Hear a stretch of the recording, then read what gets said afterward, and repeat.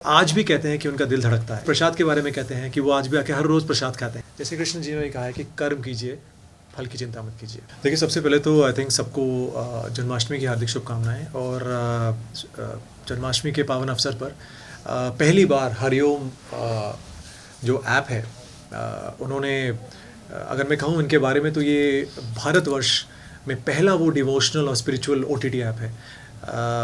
तो उसका हिस्सा बनना, उनके एक इतने एक, मैं कह सकता हूँ अगर कि इतने एक ब्यूटीफुल शो जय जगन्नाथ का हिस्सा बनना, जहाँ मुझे एक उनकी जो है मुख्य भूमिका करने का मुझे अवसर मिला, तो बहुत ही अच्छा लगा। आई थिंक कहीं ना कहीं मैं हमेशा कहता हूँ कि डिवाइन इंटरवेंशन मेरी लाइफ में हमेशा रहती है, तो ये भी उनमें से एक है।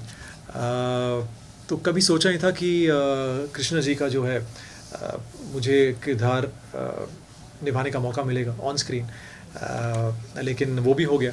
हमेशा चाहता था कि एक अच्छा एक कुछ माइथो शो हो जिसका मैं हिस्सा बनूं। शायद ऊपर वाले ने बहुत उस मेरी, कह सकता हूँ कि मैं उस अपील को सुन ली।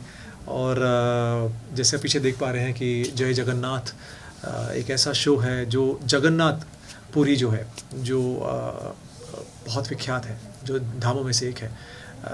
तो उनके बारे में, उनकी एग्जिस्टेंस, वो लोगों को उनके बारे में सब कुछ जो है अब पता लग गया कि कैसे उनकी शुरुआत हुई, कहाँ से वो आए। तो I think that is something जो मैं भी जानना चाहता था। मैं कलकत्ते से हूँ, तो बचपन में हम लोग जगन्नाथपुरी बहुत जाते थे बाबा के दर्शन करने, लेकिन हिस्सा बनना एक ऐसे शो का, ये मैंने कभी सोचा नहीं था। देखिए, बहुत रहस्यों के बारे में मैंने सुना था, और एक पताका जो है उनका, वो अगर आप ध्यान से देखें तो वो बिल्कुल हवा के ऑपोजिट डायरेक्शन में वो पताका जो है वो लहराता है, जो पता नहीं आज तक कोई क्रैक नहीं कर पाया। आई थिंक करने की ज़रूरत भी नहीं है, क्योंकि वो ऊपर से ही सब कुछ आई थिंक सिग्नल होता है। आई थिंक ये कहीं ना कहीं आई थिंक जो हम कहते हैं कि ये कृष्ण जी के अवतार हैं। तो आई थिंक और जब मैं इसका हिस्सा बनकर जब मैं शूट कर रहा था, तो मुझे पता लगा कि कृष्ण जी का जो दिल है, वो अर्जुन ने, जो है पार्थ ने, वो किसी एक वृक्ष के अंदर रख कर जब उन्होंने रखा, और उसके बाद में जाके जब वो डिस्कवर हुआ, और फिर आज भी कहते हैं कि उनका दिल धड़कता है। तो आई थिंक बहुत सारी बातें हैं। फिर उनके प्रसाद के बारे में कहते हैं कि वो आज भी आके हर रोज़ प्रसाद खाते हैं, और उनके प्रसाद को कोई छोड़ नहीं सकता है, बिल्कुल एक अन्न भी नहीं छोड़ सकते हैं आप। वो प्रसाद आपको ग्रहण करना ही पड़ता है, पूरा का पूरा।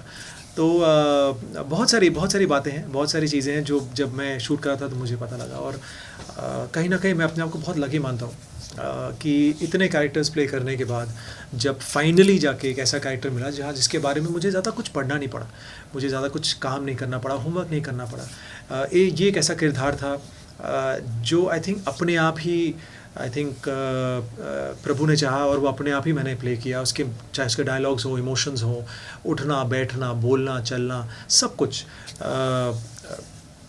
पता नहीं, ये कहीं ना कहीं मुझे लगा कि एक कनेक्शन है जो ऊपर से था, और वो कनेक्शन के द्वारा ही सब कुछ होता गया। और फाइनली शो लॉन्च हो चुका है, और शो जो है आप देख सकते हैं हरिओम के OTT ऐप पर। देखिए, जब मुझे कहा गया कि कृष्ण जी का जो है किरदार है, तो मैंने सबसे पहले पूछा कि महाभारत के पहले का है या बाद का है। तो उन्होंने मुझे कहा नहीं, ये जो है ये युद्ध के बाद का है, और ये बहुत डिफरेंट चैप्टर है उनकी लाइफ का जो हम दर्शाएंगे। तो बहुत इंटरेस्टिंग था मेरे लिए जानना कि उनके उनका जो एक लास्ट फेज़ था, जब तक वो इस धरती पर थे, उनका उस लास्ट फेज़ में वो क्या क्या किया उन्होंने। और उस कहानी को मुझे जानना एज अ पर्सन मुझे बहुत मन था। और आई थिंक जब मेरे प्रोड्यूसर्स ने और राइटर्स ने कहा कि उनके अंतिम चरण को हम दर्शाएंगे, उसके बाद जब कैसे वो जगन्नाथ पुरी के रूप में आते हैं, उसके बाद कहानी स्टार्ट होती है। तो बिगनिंग का जो एक है कि कृष्ण जी का जो लास्ट फेज़ था, जो अंतिम चरण था, जब वो इस धरा को छोड़ कर जाते हैं, वो मुझे दर्शाने का मौका मिला। उसके बाद फिर ऑब्वियसली वो नील माधव के रूप में आए। आगे की कहानी है, जब आप देखेंगे आपको समझ में आएगा। तो उस नील माधव के रूप में भी मुझे कहीं ना कहीं उसका हिस्सा बनने का मौका मिला। ज़्यादा रिवील नहीं करूँगा, लेकिन बहुत प्यारी कहानी है। जब आपको आप देखेंगे आगे के episodes, I think 5 episodes release हो चुके हैं, लोगों को बहुत पसंद आ रहे हैं। मुझे बहुत सारे फीडबैक आ रहे हैं लोगों के कि जो भव्य और बहुत ही एक सीरीन और काम, एक बहुत ही एक बहुत बहुत ब्यूटीफुल लग रहा है पूरा, एक जो पूरा शो जो है, जिस तरह उन्होंने पिरोया है, चाहे वो कैरेक्टर्स हों, डायलॉग्स हों, चाहे वो कॉस्ट्यूम्स हों, चाहे वो सेट्स हों, बहुत रियल लग रहा है, बहुत बहुत अच्छा लग रहा है, अच्छा लग रहा है, एक सुकून सा मिल रहा है। I think that was important कि जो आप देखें आपको अच्छा लगे और आप सीखें भी। मैं एक्चुअली पूरी तो मैं चूँकि कलकत्ते से हूँ, और कलकत्ते में बचपन से ही हमें कई बार जब मौका मिलता तो हम पूरी जाते थे बाबा के दर्शन करने। तो इतना हमने सुना था जगन्नाथपुरी के बारे में, और उनके चमत्कार जो इतने हर रोज़ प्रतिदिन चमत्कार होते हैं वहाँ पर। फाइनली जब उसका हिस्सा बनने का मौका मिला तो एक बहुत सरियल फीलिंग थी। मुझे आज भी याद है कि पहले दिन जब मैंने कृष्णा जी का जब मैंने गेटअप लिया और वो सब मुकुट पहना और मोर पंख लगाया, तो मैं जाके शीशे सामने खड़ा हुआ, और मैंने इनफैक्ट मैं अभी किसी से कह ही रहा था कि मुझे पता है क्या,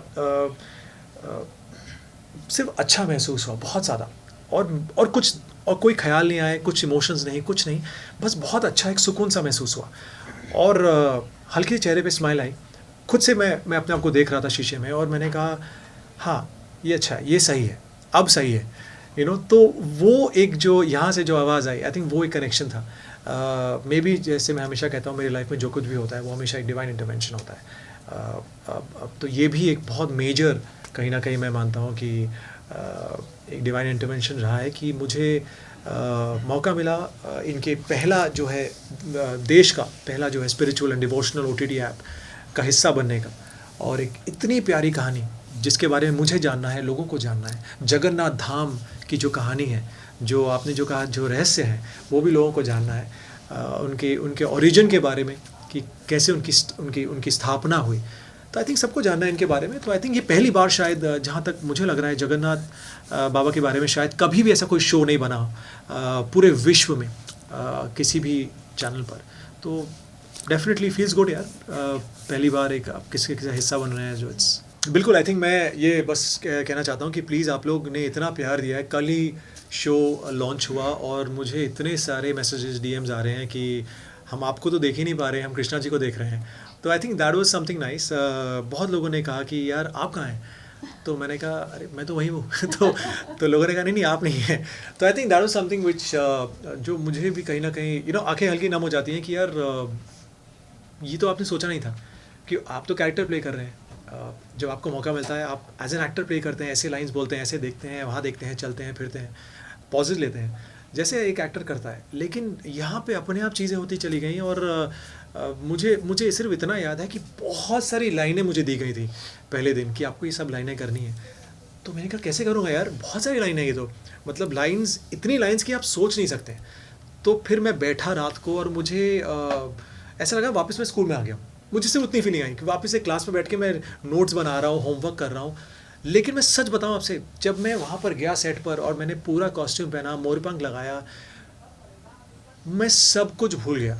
मुझे अपने आप लाइंस कब हुई मुझे बिल्कुल याद नहीं है। और आई थिंक वो एक जो स्पेशल चीज़ मुझे याद है कि जितनी मैंने होमवर्क और जितना मैंने प्रिपरेशन किया था, कुछ नहीं काम आया। वो अपने आप ही एक्सप्रेशंस निकले, वो अपने आप ही स्माइल आई, वो अपने आप ही सब कुछ हुआ। तो आई थिंक कहीं ना कहीं एक कनेक्शन था। मैं बहुत ही एक कृष्णा जी का डिवोटी भी हूँ, कृष्ण भक्त। तो आई थिंक कहीं ना कहीं एक बहुत सारी चीज़ें जो हम कहते हैं ना कि अगर हम किसी चीज़ को बहुत शिद्दत से चाहते हैं तो ऑब्वियसली यूनिवर्स जो है कंस्पायर करती है। तो मैं चाहता था कि एक बहुत ही सुंदर अच्छा माइथो का हिस्सा बनूं, माइथो शो का। तो आई थिंक इससे और अच्छी शुरुआत नहीं हो सकती थी। I think this is been one of my most beautiful shows, अगर मैं कह सकता हूँ, मेरे पूरे करियर का, जहाँ मुझे एक ऐसा कैरेक्टर जिसके बारे में शायद हम जितना कहें उतना कम है, कैरेक्टर की जो गरिमा है, जो कैरेक्टर की जो प्योरिटी है, आई थिंक वो कुछ कंपैरिजन नहीं है उसका किसी भी कैरेक्टर्स के साथ जितने मैंने किए अब तक लाइफ में। ये अलग ही एक स्तर पर रहेगा, ये अलग ही इसका एक लेवल होगा। और उम्मीद है कि ये शो जो लॉन्च हुआ है जय जगन्नाथ, इससे लोग जुड़े, लोग जाने, लोग अपने सनातन धर्म को पहचानें। और बहुत सारी चीज़ें हैं जो मैं नहीं जानता था, तो आई थिंक जो मुझे भी सीखने को मिली हैं। तो आप लोग भी देखिए, सुनिए, समझिए। और मैं हमेशा कहता हूँ, प्लीज़ प्लीज़ प्लीज़, जैसे कृष्ण जी ने कहा है कि कर्म कीजिए, फल की चिंता मत कीजिए। कि किसी ने बहुत मेहनत की है कि वो आपको उस पर्टिकुलर देवी या देवता के बारे में आपको बताएं, क्योंकि बहुत सारा रिसर्च जाता है, बहुत R&D जाती है, क्योंकि आप कुछ भी नहीं दिखा सकते हैं। आपको पता होना चाहिए कि आप क्या दिखा रहे हैं, क्योंकि एज ह्यूमंस हम बहुत इमोशनल होते हैं। खास करके हम भारतीय तो मतलब हम वेट करते हैं कि कुछ एक ऐसा हो, कुछ ऐसा दिखाएं कि हम छोड़ेंगे नहीं, क्योंकि हम चाहते हैं कि हमारा धर्म, अब जिसका जो धर्म है वो उसे फॉलो करता है, उतनी शिद्दत से करता है। तो जितने भी शोज़ हैं, आई थिंक डिफरेंट चैनल्स पर जो दिखा रहे हैं, आई एम श्योर बहुत मेहनत करते हैं, पूरी टीम बहुत मेहनत करती है, क्योंकि आप जो दिखा रहे हैं, लोग देख रहे हैं, लोग सीख रहे हैं। तो मुझे लगता है कि जैसे मैं एज कृष्णा जी के कैरेक्टर में जो मैं कह रहा था, जो मेरे लाइंस थे, वो आप सुन रहे थे as an audience, as a viewers आप सुन रहे थे। अब कहीं ना कहीं उसे अप्लाई भी कर सकते हैं अपने जीवन में। तो मुझे पता होना चाहिए कि मैं क्या बोल रहा हूँ। It should not just be कि मैं कहने के लिए कह रहा हूँ।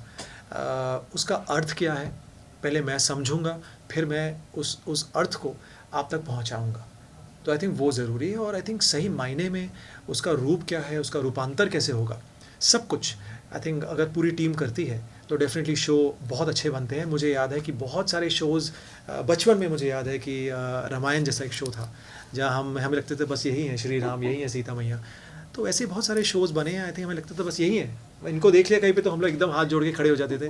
तो आई थिंक ये लोगों की भावना है, ये लोगों का बिलीफ है, और जहाँ बिलीफ होता है और कुछ नहीं हो सकता।